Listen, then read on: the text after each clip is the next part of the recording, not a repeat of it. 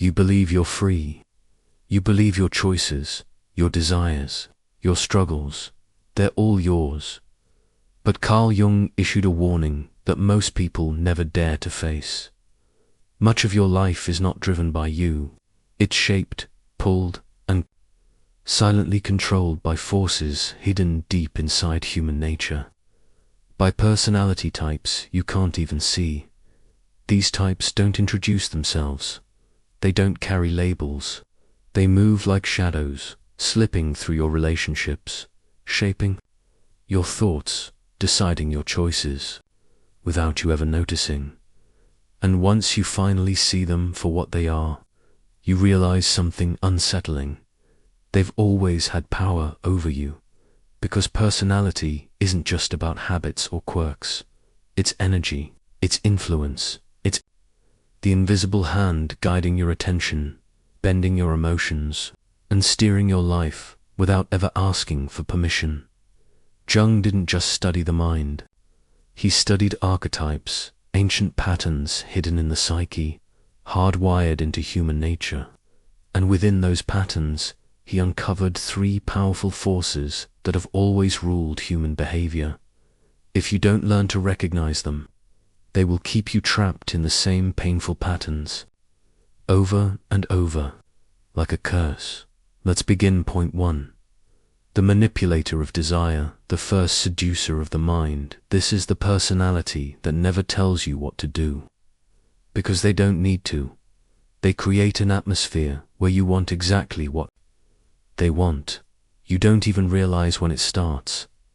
Sometimes they're quiet and mysterious. Sometimes bold and charismatic. Sometimes they seem broken, and that's what draws you in. But beneath every mask, their power lies in one deadly skill. They awaken your hunger, and then hold it just out of reach. Think about the friend whose approval you crave, the lover who gives you just enough attention to keep you hooked, but never enough to feel secure. The leader who convinces you that meaning, purpose, and fulfillment can only come through them. Jung warned that this type has power because most people are blind to their own shadow. They don't see how easily desire becomes a leash. The manipulator doesn't control you with force. They control you by using your own longing against you. And until you see it, you'll keep chasing them, believing it was your choice all along. 2. The silent judge, the weight of invisible shame. This one is far more dangerous. They don't yell, they don't argue, they don't need to, because their power isn't in what they say, it's in what they radiate. The silent judge walks into a room, and suddenly you feel smaller. Your words falter, your confidence cracks. You feel yourself being measured, even if they haven't said a single word. Parents can play this role. Teachers, partners, friends. Sometimes they don't even realize they're doing it. You sit across from them, and without meaning to, you shrink. You feel like a child again, defending yourself against an unspoken accusation. Jung believed this type gains power because they embody the superego, the internalized voice of authority society plants deep inside you. When you meet someone who amplifies that voice, you no longer feel like an equal. You feel judged, condemned, exposed. And here's the most dangerous part. This type doesn't seduce with desire. They seduce with shame. And shame, Jung believed, is one of the most paralyzing forces in the human soul. 3. The trickster, the master of chaos. And then there's the most dangerous one of all. The trickster. At first, they seem harmless, even fun. They make you laugh. They charm you. They make you feel safe. But that's the trap. The trickster thrives in chaos. They live in contradictions. One day they're kind, the next they betray you. One moment they're fragile, the next they're cruel. They lie not just to others, but to themselves. Jung recognized the trickster's ancient power. They destabilize your sense of reality. You leave their presence questioning everything, your beliefs, your instincts, even your own memory. You become tangled in their illusions until you can't tell what's real. And when truth collapses, something strange happens. You cling to them for stability, even though they're the one who stole it. From you, Jung warned that tricksters don't just appear in relationships. They rule politics, religion, and culture. They promise salvation with one hand, while hiding a knife in the other. They thrive in contradictions, because contradictions keep you dependent. Jung's warning is clear. If you don't learn to see these personalities, they will see you, and they'll shape your life while you believe you're in control. But once you recognize them, once you name them, their power begins to break. Because the greatest act of freedom is this: to see the forces that move you before they move you. Why you don't see them? Here's the question. If these types are so powerful, why don't we see them? Because your egos are fragile. We like to believe we're rational, free-thinking Gindalus. We like to believe no one can control us. But Jung revealed Thedeka truth. The psyche is porous.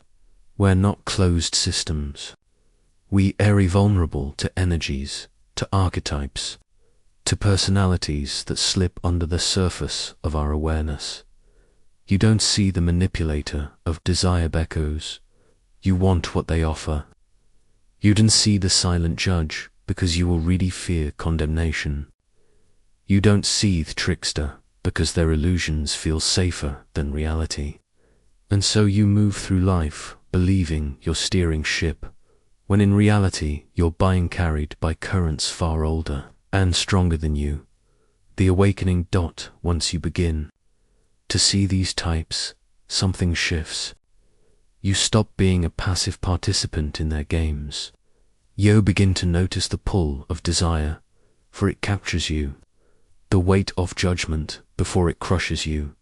Theatrically before it tangles you. But there's the twist. Jung would want you to remember.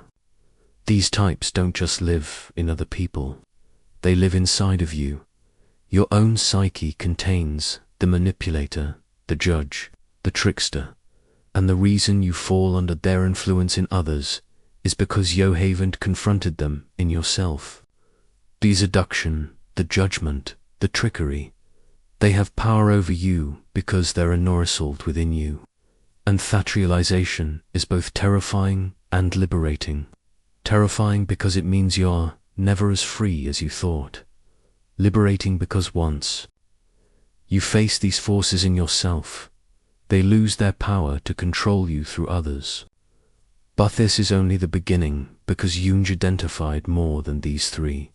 There are deeper types, darker ones, that don't just influence your feelings, but dictate your very destiny. And once you uncover them, you'll see how entire societies, entire histories, and interpersonal lives are ruled by hidden hands you never noticed before. _____. If the manipulator of desire, the silent judge, and the trickster were not enough to unsettle you, Jung went further. He learned that there are author personalities woven into the fabric of human life that exert even more suffocating control. These aren't just people who sway your emotions. These are forces that seize your destiny, guiding the choices you make, the partners you pursue, the failures you repeat, and even the way you see yourself, the shadow bearer. The fourth type is what Jung called the shadow bearer. This is the person who unconsciously carries the parts of yourself you've repressed. At first, you won't even notice them, but something about them unsettles you. They irritate you, they provoke you, they trigger you. And you'll tell yourself it's because they're flawed, selfish, arrogant, cruel, weak. But Jung said no. The shadow bearer controls you precisely because they embody the things you refuse to see in yourself. Your judgments of them are remeras.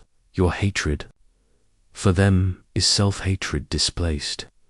Think about Thekalig, who annoys you endlessly, the friend you can't stand, the stranger what triggers instant disgust.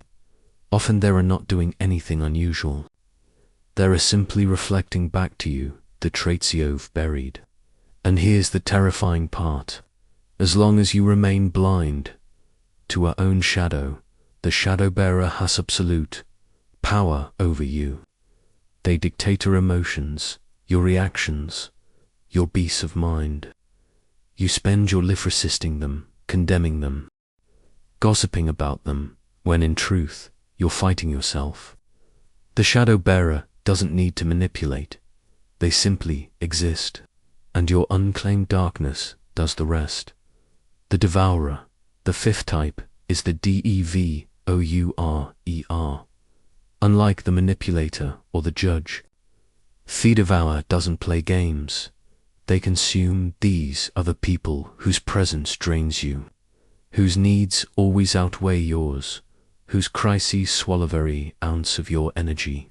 They are the friend who always needs saving, the partner who collapses without you, the parent who demands endless sacrifice. At first it feels noble, you feel needed, important, valuable.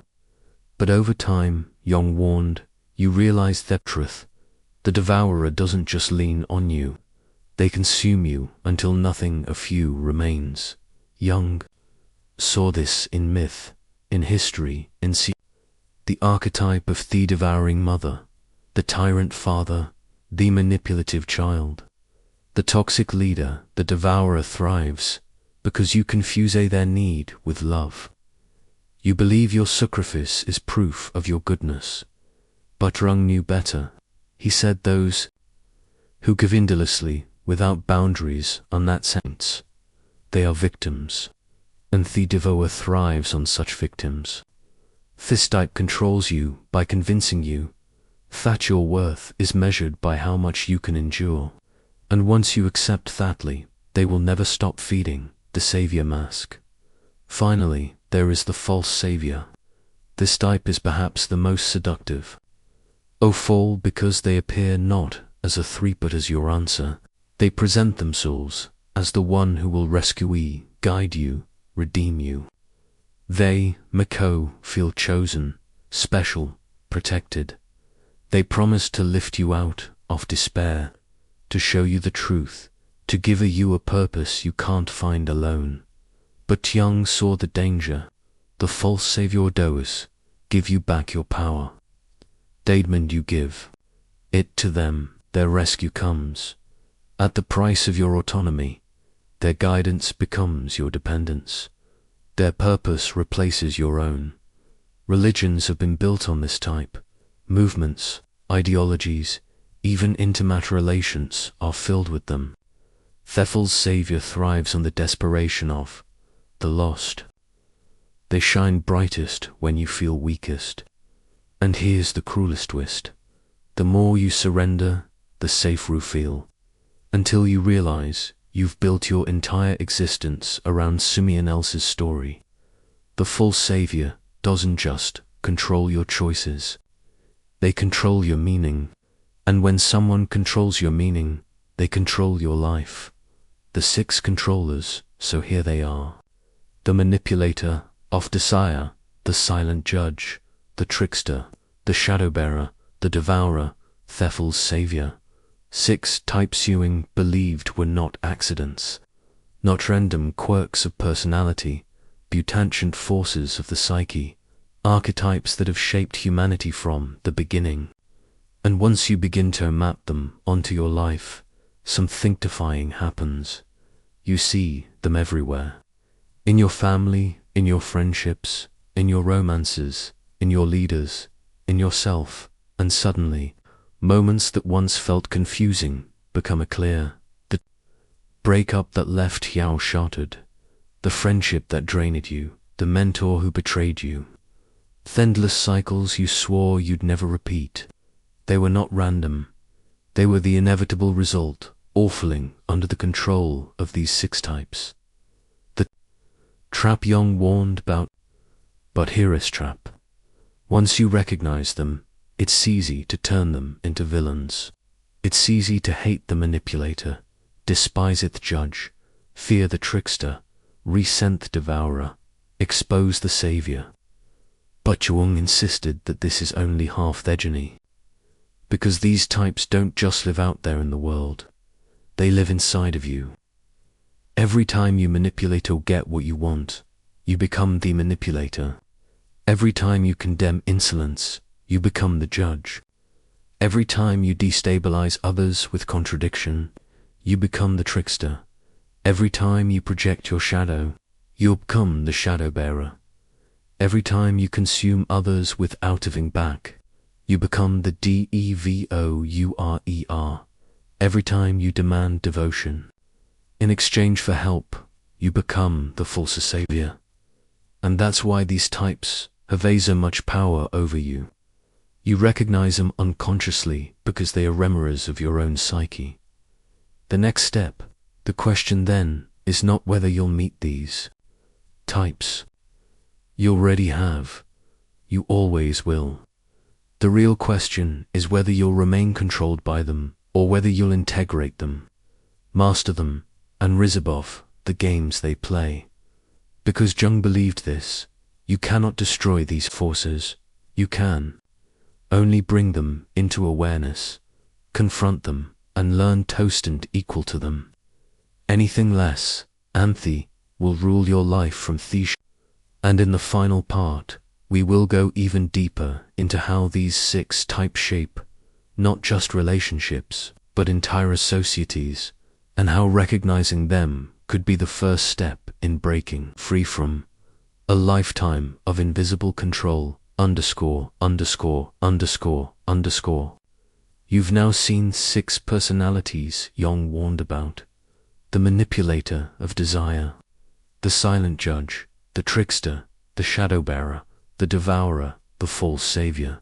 6 forces that don't just influence you casually, but silently shape the very course of your life. And the more you see them, the more unsettling it becomes, because suddenly you realize they're not exceptions. They're everywhere, the faces in the crowd.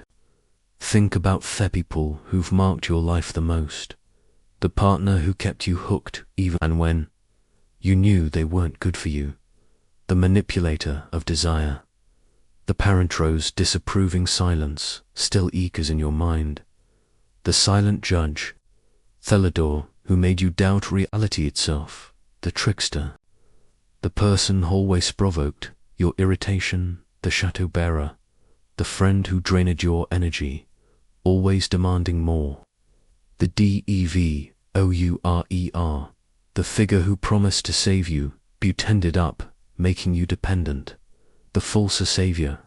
Now imagine an entire society shaped by these types.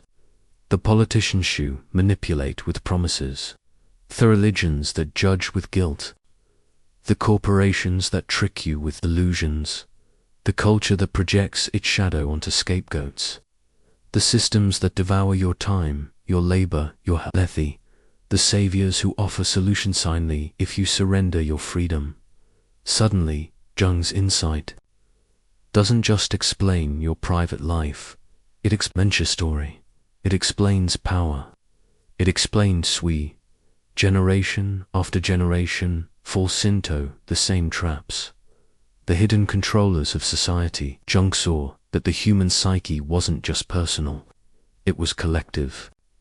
And these 6 types don't just exist as individuals. They emerge as institutions, as ideologies, as movements. Entire empires have risen under the spell of the manipulator of desire. Entire cultures have bowed to the silent judge. Entire nations have been deceived by the trickster. Entire wars have been in the name of shadows. Entire populations have been drained by devourers, disguised as saviors. And billions have surrendered their will to false saviors who promised paradise. This is why Jung's work is more relevant than ever. because he saw that humanity doesn't just suffer from outside enemies. Humanity suffers from archetypes, patterns of psyche that were mistake for reality. And until you see them, you will never be free. The personal prison. But let's bring this back to you, because it's easy to point at society, at the story, at politics. The real question is, how are these 6 types controlling your daily life, right? Who makes you chase their approval like a drug? Who makes you shrink with silent judgment? Who keeps you laughing while stealing your stability? Who provokes your hatred because they carry your shadow? Who consumes your energy until you collapse? Who makes you feel saved, but only if you surrender yours? These aren't abstract questions. They're the map of your personal prison. And until you see theses clearly, until you name them for what they are, you'll keep mistaking control for love, manipulation for loyalty, exploitation for destiny, the mirror of the self. But here is the most difficult truth Jung left us with. These types have power over you because you carry them within yourself. The manipulator is in you when you use charm instead of honesty. The judge is in you when you condemn without compassion. The trickster is in you when you bend truth to serve your ego. The shadow bearer is in you when you project your flaws onto others. The devourer is in you when you take without giving. The false savior is in you when you demand dependency instead of growth. And that's why they control you so easily, because you don't just fear them in others. You fear them in yourself. The battle isn't out there, it's in here, in the hidden chambers. Of your own psyche, the Jungian path. So what do you do with this knowledge? Jung never told us to destroy these forces. That's impossible. They are part of the human condition, as old as myth, as universal as breath. But he did tell us to integrate them, to bring them into consciousness, to recognize when they rise in others and when they rise in ourselves, to stop being puppets of unconscious archetypes and become aware in our own lives. That is the path of individuation, the path of becoming whole. When you see the manipulator, you recognize your own hunger for desire. When you face the judge, you confront your own shame. When you meet the trickster, you test your own grip on truth. When you encounter the shadow, you accept your own darkness. When you resist the devourer, you learn boundaries. When you unmasked false savior, you reclaim your power. And in doing so, you are no longer controlled. You are no longer free. You are no longer blind. The dangerous freedom. But let me be brutally honest. This freedom is not easy. It's not comfortable. And it's not safe.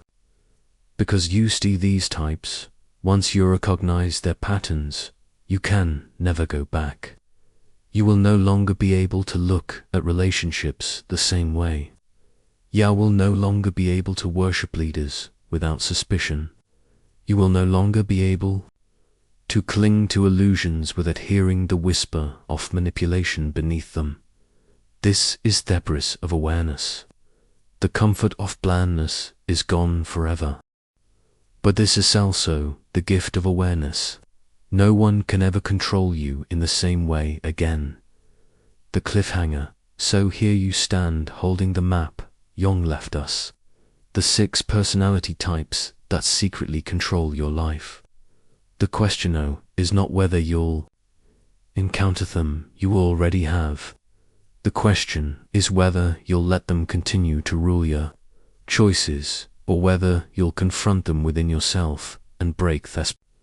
Because Carl Jung believed that one who dares to face these archetypes doesn't just survive them. They become something more, something guntable, something whole. And in the end, that's the only real escape. No running from the 6 types, but becoming stronger than their control. Asterisk, thanks for listening. and watching.